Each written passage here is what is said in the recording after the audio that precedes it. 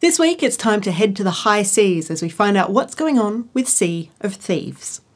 Jonny Robot travels back to the 90s to hang out with Jackie Chan on the NES, and we chat to Wargaming about just how Australians have had a major impact on one of the world's largest games. This is Player Attack.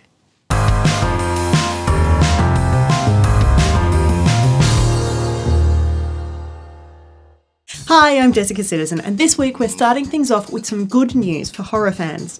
Controversial survival game Outlast 2 was refused classification by the Australian Classification Board, that is, effectively banned from sale and display, due to implied sexualised violence, one of the criteria that is unacceptable under the R18 adults only rating. That happened earlier this month, and it's not the good news, of course. The good news came this week. It turns out we will be getting Outlast 2 after all. It's now been rated R18 and is due out on April 26 for PC, PS4 and Xbox One.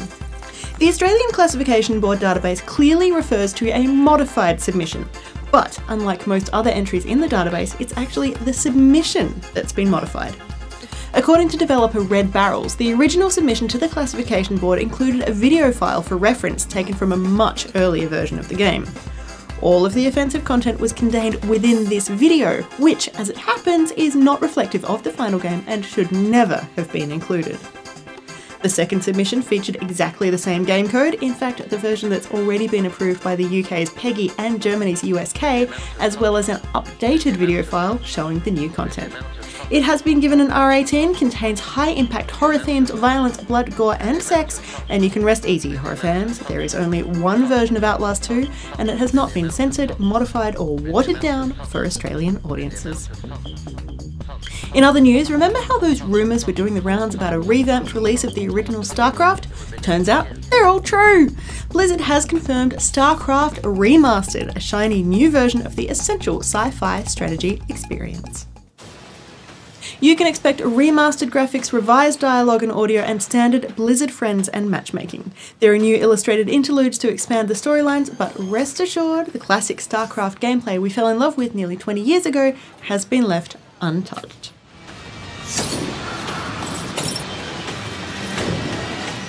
That does bring us to our next point though, Battle.net is no more.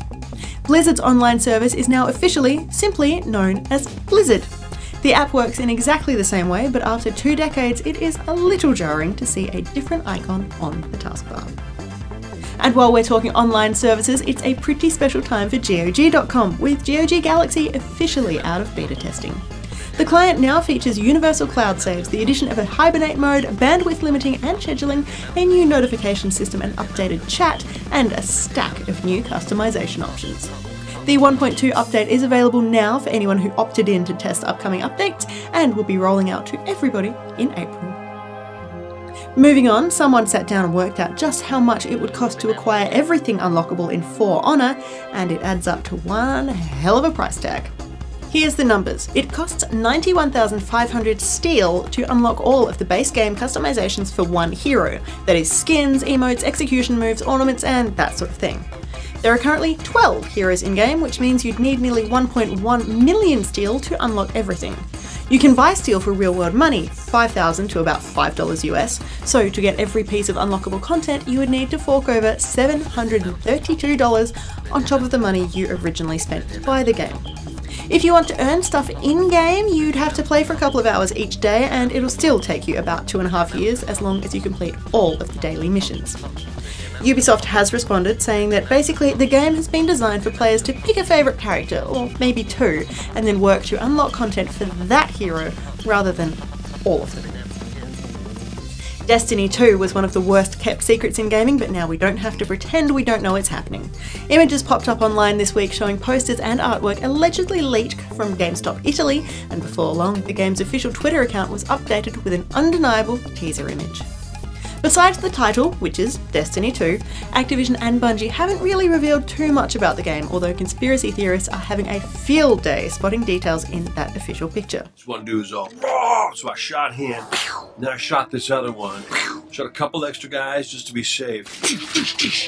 I did a lot of shooting, if I'm being totally honest. In quick news, Blizzard is extremely open-minded about releasing a map editor for Overwatch someday, and even has scheduled some time to explore the idea, as well as the idea of opening custom games to the public through something like a server browser.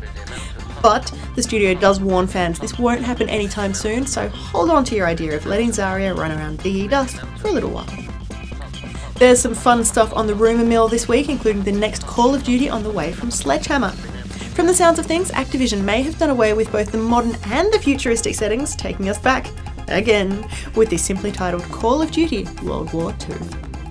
The hype train is also chugging along over the idea of a new Pokemon for Nintendo Switch. Again, it's something that seems inevitable, but still pretty exciting. Game Freak is officially hiring new console developers looking for people with experience in both Nintendo Wii and PlayStation Vita to work on an RPG game that is popular on a global scale. And speaking of Nintendo, the company has come out and explained exactly what caused that nasty Joy-Con wireless issue.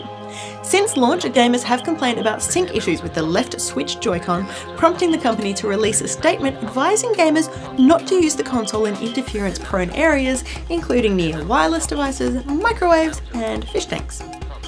Turns out, unlike that kickstand charger problem, the Joy-Con issue is not a design fault on Nintendo's part. Instead, the company says it has to do with manufacturing variation. The variation has now been addressed and corrected at the factory level, and there will be no major proactive repair or replacement effort. That said, Nintendo might fix your faulty controller if you contact them and can verify that the issue is not due to something you've done. In fact, you could probably even attempt the fix yourself. Believe it or not, it's a simple matter of adding a tiny piece of conductive foam to a specific spot inside the Joy-Con, which protects the gadget's tiny antenna, solving your problem. For more information on any of these stories, or to keep up to date with the latest gaming news, head to playerattack.com. But for now, stick around, we've got plenty more still to come.